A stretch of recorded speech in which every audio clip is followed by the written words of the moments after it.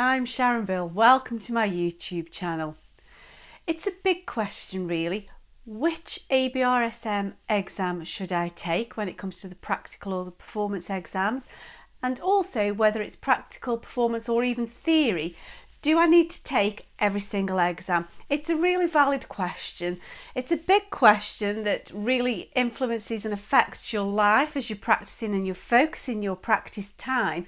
However, it's not an easy question, and I don't think there's one possible absolute answer. Not one size fits all. And so it really depends upon an individual's situation at that time. For example, it's exam entry time now for the practical exams. It's a venue, and I was hoping that after some of my students last year did the performance exam, I was hoping that this time we could, for a change, and to adopt a more thorough study programme, that we could do the practical exams and go to a venue, and that would then involve the scales, the sight reading, the oral and so on. However, it so happens that our local exam centre isn't open again because of building work and so on. So we'd moved exam centre. I was hoping that was it, and now this new one is closed and there isn't a local one at all for this exam period. And so the option is, of course, travel further afield, and it's not too far away, an hour, that's okay. But this will be in the winter time. In the winter time, that's not always easy, because I know, for example, if you're going to a couple of the Derbyshire ones, if you're in the winter time and the roads are blocked, we've got to get over the Peak District and so on. That isn't necessarily a plan. Also, everybody's circumstances are different, and I know that for some pupils this performance exam that's recorded has been really beneficial because of work commitments. So there's no guarantees that a pupil will have the opportunity of a lift in work time, and so we'd had to do the performance exam. Alternatively, now that we know that there is only the local exam centre closed this time, we could choose to not take the exam this time. Do we hang on and keep playing the same pieces over and over again until next spring? Or do we skip an exam? And that's the same when it comes to theory as well as practical grades. Do you have to take every single exam, or can you skip a grade? And again, there's no absolute one answer, and I guess you just have to see how it goes. I would suggest that perhaps you might benefit from taking perhaps at least grade 1, whether it's practical or theory, and whether that practical exam is at a venue or a performance recorded exam, just to give you a sense of what is required, to give you an idea of the marking schemes whilst it's relatively early on, and hopefully they'll be a little bit more generous with the marking perhaps, or at least in the theory exam you're not going to be dealing with too much information, just at an absolute high grade, straight into grade 5 with no clue about how the exam procedure works at all. And so you could think, well, I'm going to do grade 1, and then when you've done the work or the practice, whichever is appropriate, you then take the exam. Then you move on to grade 2. And whether you take the exams or not, this is the one important thing that I would suggest is an absolute must.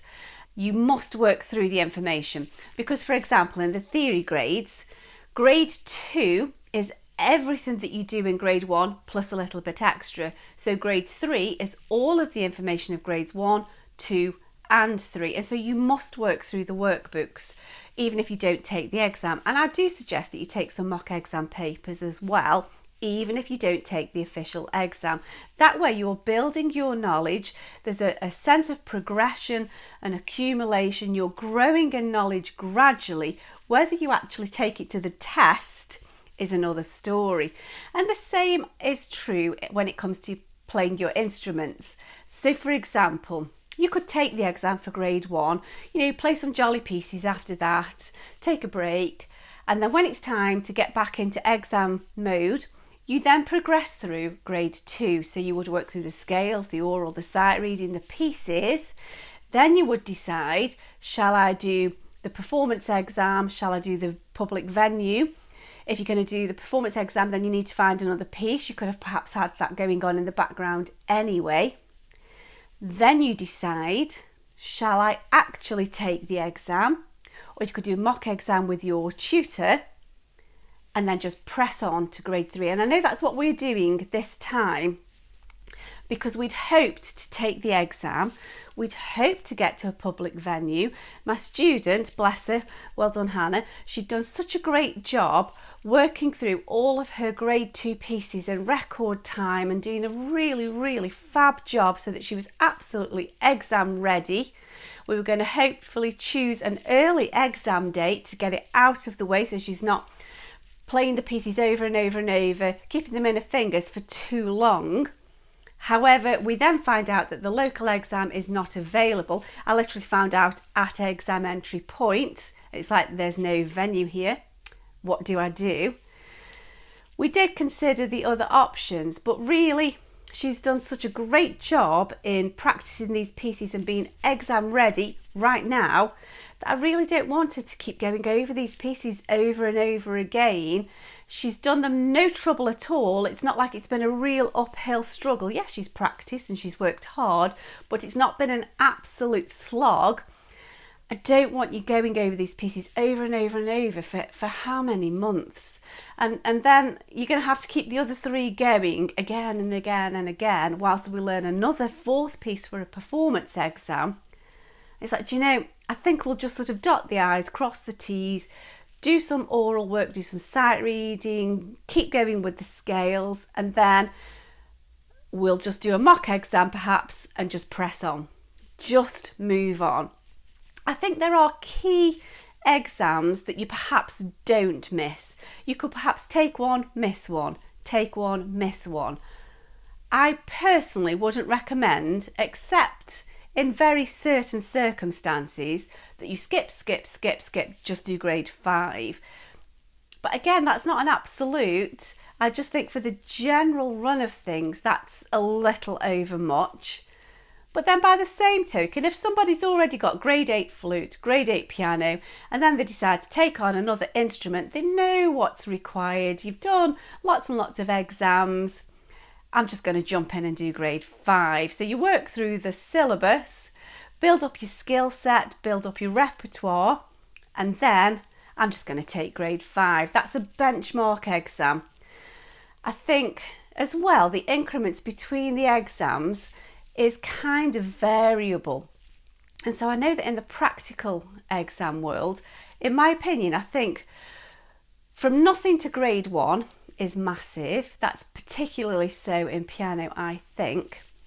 And so I would take grade 1. Grade 1 to grade 2 isn't such a great jump. I would then do grade 3. I think as well, grade 3 to 4, yes, it's a big step and you could perhaps overcome that, but maybe take grade 4 unless you really are quite adept at it and you've done all of the work, and then you could perhaps skip 4, go to 5. However, I would never ever skip grade 5. That again is another benchmark. So you could go 1, 3, 5 or 1, 3, 4, 5. You could perhaps go 1, 4, 5. But I wouldn't skip too many unless you've got lots of experience in playing other instruments. Now with theory, I think the story is a little bit different. Again, it's up to you. Some people like to just collect certificates, and I completely understand that. So if you want lots of nice certificates on your wall and you want grades 1, 2, 3, 4, 5 and everything, then great, go for it. It's just that it can be a little bit expensive and it's not always possible for you to get to the exam centres. Now that the theory exam can be taken at any time and you can take it at home, that may not be a problem to you now. However, if you haven't really got the setup at home and the technology is a little bit daunting to you, you perhaps don't want to take every single exam. And again, I would certainly take grade 1 or grade 2 just to get used to the setup whilst you're not too stressed with the actual topic matter as well. So you could just take grade 1 just to give you a taste for it, and then you could work through the systems, work through the booklets, build up your knowledge, accumulate your knowledge, and then you could skip 1 or 2. I do know people who have done nothing at all and then just suddenly taken grade 5, and it's been a whirlwind ride and they've done it. So, you know, that's okay. There is no absolute answer, and I think you've just got to let the circumstances of your life dictate what you do. Cost of exams is quite a lot, and if you've got perhaps more than one child to enter, if you've got 4 kids and you've got to do exams every single time, that could be quite costly. So you may want to skip some or just stagger the way that you do that, but there's no absolutes. I think you've just got to wait and see what life throws at you, see how prepared you are, and the most important thing, whether you take an exam or not, is that you are prepared, you know your topic, you've done your practice, and then whether you take it or not, it's irrelevant. I hope that's helpful to you. Thanks for listening. Bye.